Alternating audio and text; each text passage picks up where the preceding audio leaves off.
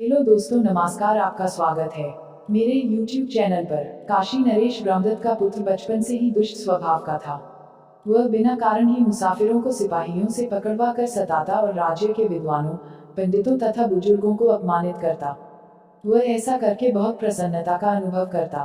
प्रजा के मन में इसलिए युवराज के प्रति आदर के स्थान पर घृणा और रोष का भाव था। युवराज लगभग 20 वर्ष का हो चुका था। एक दिन कुछ मित्रों के साथ वह नदी में नहाने के लिए गया। वह बहुत अच्छी तरह तैरना नहीं जानता था, इसलिए अपने साथ कुछ कुशल तैराक सेवकों को भी ले गया। युवराज और उसके मित्र नदी में नहा रहे थे। तभी आसमान में काले काले बादल छा गए। बादलों की गरज और बिजली की चमक के साथ मूसलाधार वर्षा भी शुरू हो गई।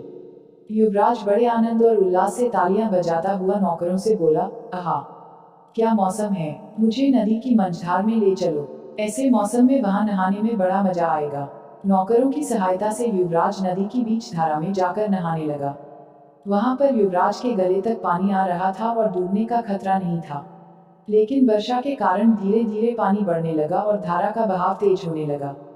काले बादलों से आसमान ढक जाने के कारण अंधेरा छा गया और पास दिखना कठिन हो गया। युवराज की दुष्टता के कारण इनके सेवक भी उससे घृणा करते थे, इसलिए उसे बीच धारा में छोड़कर सभी सेवक वापस किनारे पर आ गए।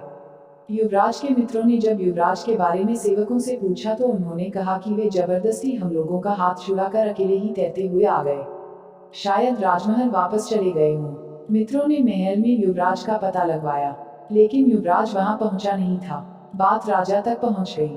उन्होंने तुरंत सिपाहियों को नदी की धारा या किनारे कहीं से भी युवराज का पता लगाने का आदेश दिया। सिपाहियों ने नदी के प्रवाह में तथा किनारे दूर दूर तक पता लगाया, लेकिन युवराज का कहीं पता न चला। आखिरकार निराश होकर वे वापस लौट आए। इधर अचानक नदी में बाढ़ आ जाने और धारा के तेज होने के कारण युवराज पानी के साथ बह गया। जब वह डूब रहा था तभी उसे एक लकड़ी दिखाई पड़ी। युवराज ने उस लकड़ी को पकड़ लिया और उसी के सहारे बहता रहा। आत्मरक्षा के लिए 3 अन्य प्राणियों ने भी उस लकड़ी की शरण ले रखी थी, एक सांप, एक चूहा और एक तोता। युवराज जोर जोर से चिल्ला रहा था, बचाओ, बचाओ, लेकिन तूफान की गरज में उसकी पुकार नक्कारे में तूती की आवाज की तरह खोकर रह गई। बाढ़ के साथ युवराज बहता जा रहा था। थोड़ी देर में तूफान थोड़ा कम हुआ और बारिश थम गई। आकाश साफ होने लगा और पश्चिम में डूबता हुआ सूरज चमक उठा। उस समय नदी एक जंगल से होकर गुजर रही थी। नदी के किनारे उस जंगल में ऋषि के रूप में बोधिसत्व तपस्या कर रहे थे। युवराज की करुण पुकार कानों में पड़ते ही बोधिसत्व का ध्यान टूट गया। वे झट नदी में कूद पड़े और उस लकड़ी को किनारे खींच लाए जिसने युवराज और 3 अन्य प्राणियों की जान बचाई थी। उन्होंने अग्नि जलाकर सबको गर्मी प्रदान की, फिर सबके लिए भोजन का प्रबंध किया। सबसे पहले उन्होंने छोटे प्राणियों को भोजन दिया, तत्पश्चात युवराज को भी भोजन खिलाकर उसके आराम का भी प्रबंध कर दिया। इस प्रकार वे सब बोधिसत्व के यहाँ 2 दिनों तक विश्राम करके पूर्ण स्वस्थ होने के बाद कृतज्ञता प्रकट करते हुए अपने अपने घर चले गए।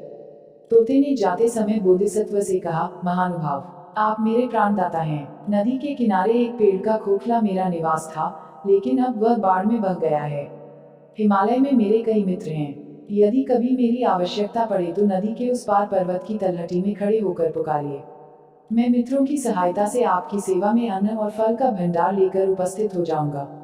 मैं तुम्हारा वचन याद रखूंगा। बोधिसत्व ने आश्वासन दिया। सांप ने जाते समय बोधिसत्व से कहा, मैं पिछले जन्म में एक व्यापारी था। मैंने कई करोड़ रुपए की स्वर्ण मुहरें नदी के तट पर छिपा कर रख दी थी। धन के इस लोभ के कारण इस जन्म में सर्प योनि में पैदा हुआ हूँ। मेरा जीवन उस खजाने की रक्षा में ही नष्ट हुआ जा रहा है। उसे मैं आपको अर्पित कर दूंगा।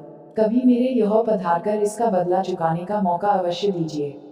इसी प्रकार चूहे ने भी वक्त पड़ने पर अपनी सहायता देने का वचन देते हुए कहा, नदी के पास ही एक पहाड़ी के नीचे हमारा महल है जो तरह तरह के अनाजों से भरा हुआ है।